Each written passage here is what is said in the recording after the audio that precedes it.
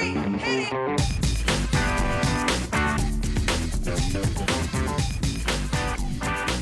Good morning, good afternoon, good evening, and welcome to today's Caffeine for the Soul. If you want to begin experiencing, this is a commercial, by the way, for something free.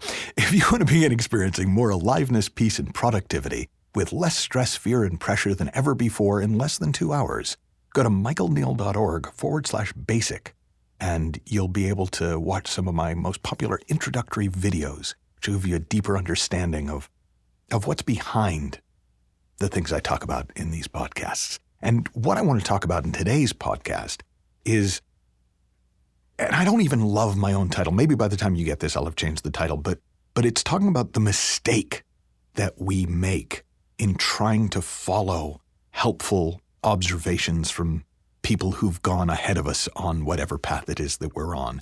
And they describe their experience, and we immediately translated it into a prescription for how we should do it. So somebody will tell us how it works, and we hear it as what to do. They'll describe the nature of something, and we'll interpret it in terms of the action steps.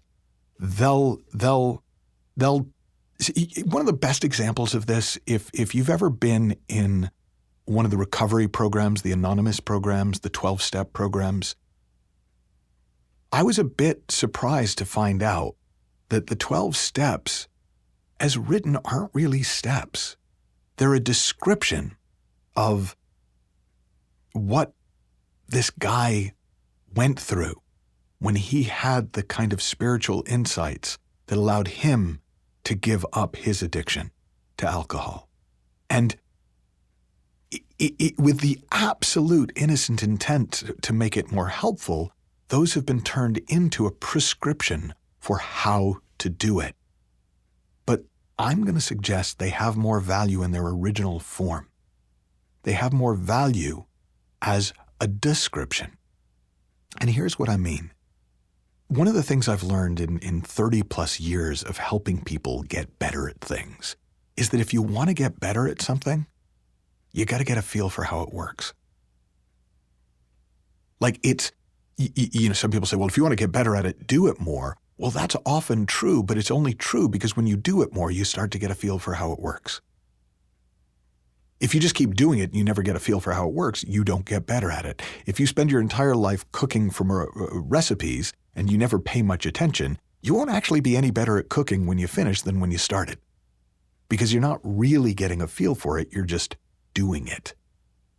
But if you can get a feel for how something works, then you will figure out in real time how to do it.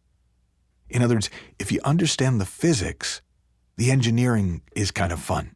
If you don't understand the physics, all you've got is trying to follow what it said in the engineering manual for how to do it, what it said in the recipe book for how to create it. And I'll give you some examples from the work that I do. So here are some observations that I've made about how life works. And this one is about how you can get more successful in business. And it's a very simple observation. As your energy gets clean and clear, in other words, as you have less confusion in your own mind about what you're up to, as you have less inner conflict, as you are more clean and clear about what you're up to, people are drawn to you. In fact, it seems at times like the entire universe is rearranging itself to make things work out for you. Now, that is observably true in my experience. But the reason more people don't benefit from it is because they immediately turn it into a to-do list. Okay, so what I got to do is I've got to get clean in my energy, so I have to do all these processes to try and clean up any internal conflicts. And then I need to get clear, so I have to do vision boards and visioning workshops. And now, I'm not saying it's problematic to do those things if you're drawn to do them. But I'm saying, can you feel how much noise that introduces into your system? How that takes you in the opposite direction of clean and clear? Funnily enough, when you stop trying to get there and you just know that's the direction of travel, you'll be you really will. You will be surprised at how quickly you get clean and clear and how just the right people start to be drawn to you. Here's another one. This is observable. The more you show up powerfully, the more the feeling of life starts to show up with you. If those words don't mean anything to you, let me try and talk about them in another way.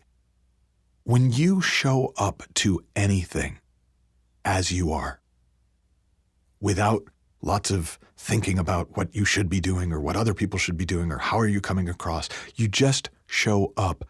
You show up powerful. That's just how we're made. And you can think of times where you have, for whatever reason, just shown up to something without too much noise in your head, and you showed up powerful. And when you showed up powerful, there was probably this feeling that showed up with you. Some people describe it as a feeling of peace. Some people describe it as a feeling of expansion. Some people describe it as presence or the divine. But that deeper feeling of life inevitably shows up when you show up clean, when you show up powerful. Now, that's just a description, but it's really hard to hear that without thinking, okay, how do I show up powerful? Okay, how do I show up with less on my mind? Okay, how do I draw the feeling to me? How do I bring the And again, by trying to turn a description to a prescription, all we really do is drive ourselves nuts. In Buddhism, a lot of Buddhist tracts are written in terms of do and don't. Don't judge, do this, don't have preferences, don't do this. Now, if you read them the way they're written, it sounds like a hell of a to-do list.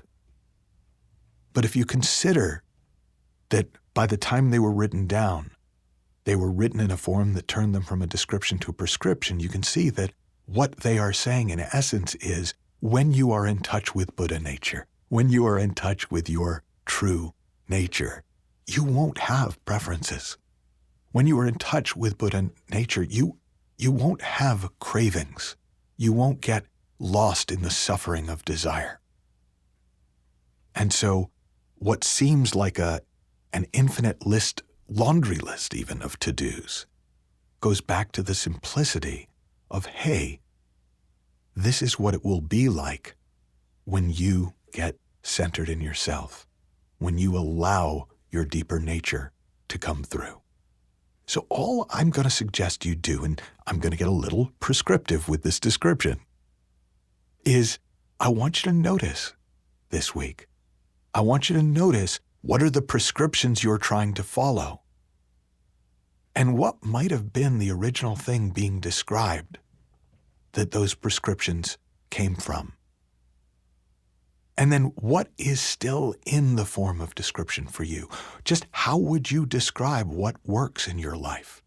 How would you describe the nature of the things you most want to get better at in your life? And you'll notice that if you want to get better at something, it's going to come from getting a feel for it. And you'll start to get more and more of a feel for things, and you'll start doing better and better, simply from allowing yourself to rest in the description and not jumping to the prescription, not jumping to premature practicality. Have fun, learn heaps, happy exploring, and I'll talk with you soon.